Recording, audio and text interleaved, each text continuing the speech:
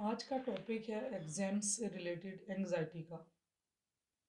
बच्चे जो स्टूडेंट्स हैं वो कितने जल्दी क्यों उनको स्ट्रेस होता है, पेपर देने जाते हैं, पूरी साल पढ़ते हैं और बहुत अच्छे मतलब मार्क्स भी उनके आते हैं, लेकिन जैसे ही एग्ज़ाम होते हैं और उसमें वो पैनिक कर जाते हैं, उसमें क्या रीज़न है?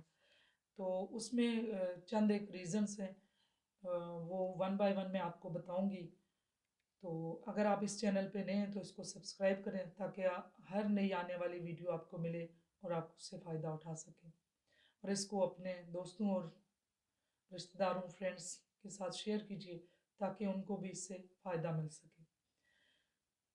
सबसे पहली बात तो ये है कि हम बच्चों के ऊपर बहुत ज़्यादा बर्डन डालते हैं, उनको बहुत प्रेशराइज़ करते हैं, उनके साथ जो है ना हमारा एक दोस्ताना रवैया नहीं रहता। हम उनको ये नहीं कहते, पहले बच्चे को हमने एक्सेप्ट करना है। बच्चे को हम कोई मार्क्स लेके आएगा या कोई अचीवमेंट लेके आएगा तो वो हमारा बच्चा नहीं होगा। पेरेंट्स को ये चीज़ बहुत समझनी होगी कि अपने बच्चों को किसी न किसी चीज़ के साथ अटैच मत करें कि वो ये काम करेगा तो ही वो अच्छा होगा, तो ही वो एक अच्छा इंसान होगा या वो एक हमारा अच्छा बच्चा बनेगा। इस तरह से बहुत से वाक़यात हुए हैं। रिसेंटली भी एक ऐसा वाक़या हुआ जिस पे मुझे बहुत ही अफ़सोस हुआ है कि बहुत ज़्यादा ज़रूरी है पेरेंटिंग पे और पेरेंट्स को इस चीज़ को समझने के लिए कि वो अपनी औलाद को पहले समझें, उनकी नेचर को समझें कि वो उनकी क्या नेचर है। कुछ बच्चे एक्सप्रेसिव होते हैं, कुछ नहीं होते। कुछ जो है ना वो जो है ना स्ट्रेस लेते हैं, कुछ जो होते हैं वो उनको चाहिए होता है कि उनके साथ आराम से बात की जाए, उनको ज़्यादा ऊँचा बोलना उनके कानों को भी चुभता है। ये पर्सनैलिटी है। डिफरेंट जो है कुछ की जो मोडालिटीज़ होती हैं वो ज़्यादा काम करती हैं कानों वाली, कुछ की देखने वाली, कुछ की सुनने वाली, कुछ की सूँघने वाली, कुछ की टच की। तो जिसकी वो मोडालिटी ज़्यादा प्रेफ़रेबल होगी तो वो उसे उसी तरह से उसे ज़्यादा प्रॉब्लम भी होगा और उसे समझने में आसानी भी होगी। प्रॉब्लम इन अ सेंस होगा कि जिसकी अगर प्रेफ़रल मोडालिटी कानों वाली है तो जब हम ऊँचा बोलते हैं तो बच्चे के कान में तकलीफ़ होती है। वो फिर उस चीज़ से डरता है और उसकी वजह से वो फिर झूठ भी बोलता है, उन चीज़ों से बचता भी है और फिर ऐसे-ऐसे जो है ना मतलब भागने के वेज़ निकालता है। तो इन सब चीज़ों से बचना चाहिए कि हम बच्चे को पहले तो एक्सेप्ट करें कि जिस तरह का बच्चा है उसको समझें। उसे ये बताएँ कि वो मार्क्स लेके ही आएगा तो उसकी वो हम उसे एक्सेप्ट नहीं करेंगे। चंद पेरेंट्स ऐसे होते हैं कि उन्होंने अपनी ज़िंदगी में उनके लाइफ़ के जो ऐसे उनको वो चीज़ें लैकिंग होती है, नहीं मिली होती। तो वो बच्चों पे बहुत ज़्यादा वही चीज़ें पूरा कर रहे होते हैं। रिएक्शनरी साइकोलॉजी होती है कि अब जो मुझे नहीं मिला, जैसे मेरे पेरेंट्स ने मुझे पाला, मैंने अभी इनको ऐसे नहीं पालना। वो इस सूरत में उनको वेज़ नहीं पता कि मैं अब कैसे कौन-सी स्ट्रेटजी और कौन-सी टेक्नीक यूज़ करूँ कि मैं उनको ऐसे ना कर सकूँ जो मेरे साथ हुआ। वो उनके पास एक ही वेज़ बचता है, वो उनके ऊपर सख्ती करते हैं, उनको जो है ना वो कंडीशन लगा देते हैं। कंडीशन में ये कहते हैं कि आपने 80% 90% मार्क्स लाने, आपने कम से कम मैक्सिमम आपने अगर 90% नहीं लाया तो आप जो है ना पेरेंट्स का प्रेशर ये होता है। रिसेंटली भी एक ऐसा हुआ कि पेरेंट्स का प्रेशर था 80% से ऊपर मार्क्स आने चाहिए। अब हुआ ये कि पेपर सख्त आ गया, पेपर सख्त आया तो बच्चों पे जब इतनी घर से इतनी सख्ती होगी तो बच्चे क्या करेंगे? बच्चे भागे ना, वो कहीं न कहीं जाएँगे कि अब हम पेरेंट्स ने जो हमें टारगेट दिया था, बच्चों पेरेंट्स जो है ना वो टारगेट मत दें अपने बच्चों को। क्या होगा? वो पेरेंट्स जो है ना बच्चों को ये बताएँ कि क्या होगा? आप जब स्टडी का टाइम हो बच्चों को वो स्टडी पर्पस बताएं, उनके मेथड्स बताएं कि कितना उनका टाइम टेबल सेट करें, उनकी हैबिट्स बनाएं, उनको चेक करें वो स्टडी कर रहे हैं, कहाँ उनका लैकिंग हो रही है, किस सब्जेक्ट में उनको प्रॉब्लम हो रहा है। टीचर पेरेंट्स मीटिंग में जाके उन टीचर्स को बताएं कि इस चीज़ में इसको प्रॉब्लम है। बच्चे के साथ इन टच रहें। जब वो टाइम गुजर गया और बच्चे को बताएं कि स्टडी के टाइम पे स्टडी है, जब एग्जाम देना है उस टाइम पे बिल्कुल रिलैक्स होना, आपने रिलैक्स होकर परफॉर्म करना है, फिर जो भी रिजल्ट होगा हमें एक्सेप्ट होगा। अब आप इस चीज़ के लिए बच्चे को इतना पेरेंट्स के साथ उसकी दोस्ती और ऐसा रिलेशनशिप होना चाहिए कि बच्चे को जो भी लैकिंग हुई पेपर में उसे समझ नहीं आई, पेपर ठीक नहीं था, आउट ऑफ द कोर्स था, जो भी प्रॉब्लम थे वो पेरेंट्स के साथ भी शेयर करे, टीचर्स से भी करे। ना कि जब पेपर ऐसा आया तो बच्चा इतना डिस्टेंस था पेरेंट्स और बच्चे के दरमियान के बच्चे ने ये फैसला कर लिया कि वो घर से ही गायब हो जाए। अब ये कितना ज़्यादा पेरेंट्स के लिए भी गम और दुःख की बात है। तो जो स्ट्रेस होता है, एक तो ये पेरेंट्स के साथ मैंने बात की कि बच्चे को रिलैक्स करें, और ज़िंदगी में कुछ ऐसा नहीं है कि एक साल में पास नहीं हो तो दूसरे साल, और फिर मैट्रिक का रिजल्ट अच्छा नहीं आया तो ज़िंदगी इसी पे नहीं डिपेंड करती। ठीक है, समहाउ बहुत हद तक कैरियर मैट्रिक और एफएससी पे बेस करता है, लेकिन ये भी नहीं है कि ज़िंदगी और मौत का सवाल बना दें कि बच्चे अपने आप को सुसाइडल अटेम्प्ट कर लें। कितने वाक़यात ऐसे होते हैं जब रिजल्ट्स आते हैं तो 1-2 मार्क्स की वजह से बच्चों ने सुसाइडल अटेम्प्ट की होती हैं।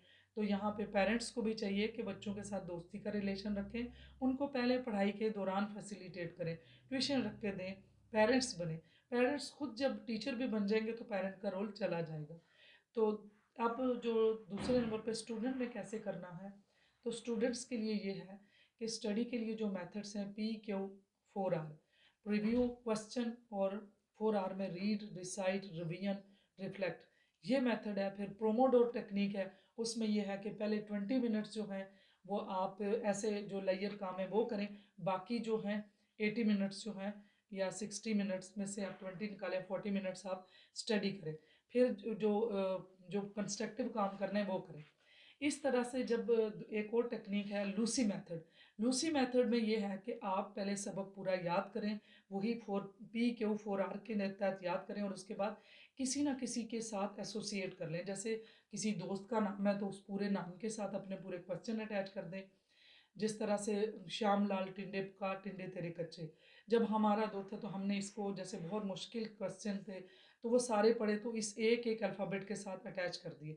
इसी तरीके से पंखा देखें, पंखे को, कि जब मैं एग्ज़ाम में पंखे को देखूंगी तो जो क्वेश्चन याद किया और उसको पंखे के साथ एसोसिएट कर लिया कि मैं पंखे को देखूंगी तो मुझे वो क्वेश्चन याद आ जाएगा। इसी तरह डेस्क एग्जाम में तो सारे क्वेश्चन याद किए, उसको डेस्क के साथ किए। इस तरह जैसे हम शॉपिंग के लिए जाते हैं तो हम सोचते हैं कि मुझे बाथरूम की चीज़ें चाहिए, तो सिर्फ एक वर्ड बाथरूम सोचा तो हमें उसकी सारी ग्रॉसरी समझ आ गई। किचन का जब हमने सोचा तो सारी याद आ गई कि मैंने ये करना।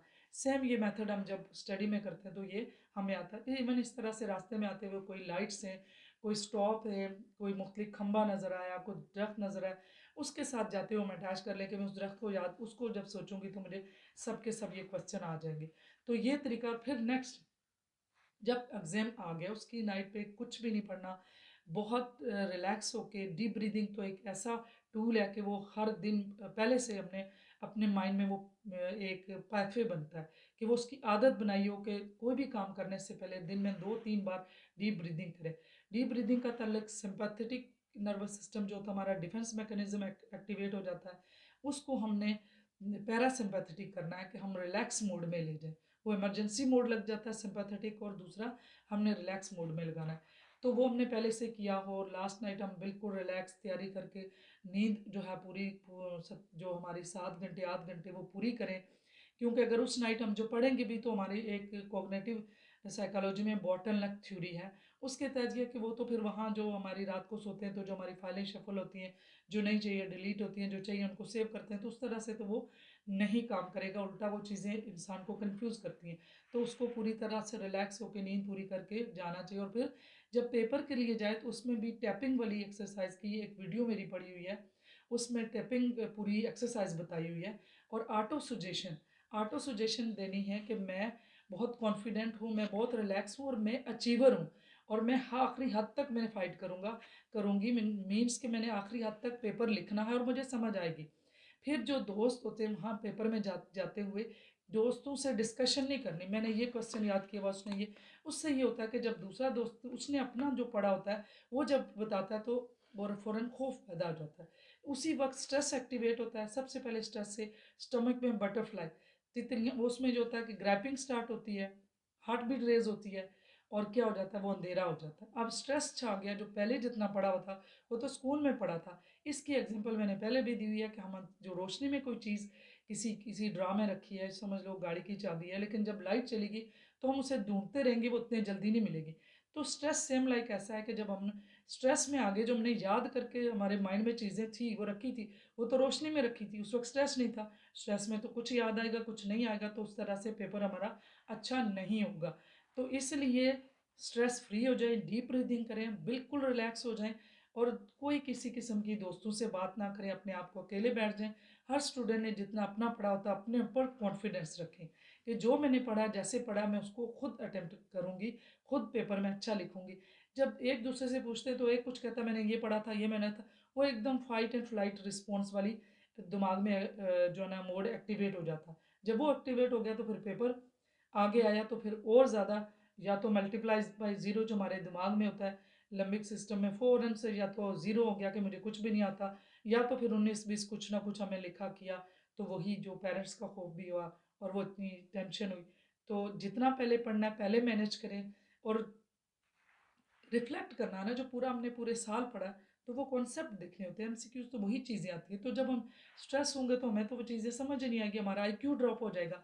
80% स्ट्रेस में आईक्यू ड्रॉप हो जाता है। टेस्टोस्टेरॉन लेवल हाई हो जाएगा जो कि स्ट्रेस में काम करता है। कॉर्टिसोल लेवल हाई हो जाएगा, जो आईक्यू लेवल है वो सॉरी 30% डाउन होता है। तो जब हमने अपना IQ level 30% stress hormone activate करके डाउन कर दिया, तो फिर कितना हमारे लिए जो है ना वो नुकसान हो गया। तो मुझे उम्मीद है कि ये वीडियो आप लोगों को पसंद आएगी और इससे आप फ़ायदा उठाएंगे। तो आप नेक्स्ट भी कमेंट्स करें, कोई और वीडियो, कोई और क्वेश्चन हो जो आपको चाहिए हो आपके मसले का हल, तो आप ज़रूर मेरी वीडियो के नीचे कमेंट्स करें और शेयर करें, और सब्सक्राइब नहीं किया तो सब्सक्राइब करें, ताकि हर नई आने वाली वीडियो आपको मिले और आप उससे फ़ायदा उठा सकें।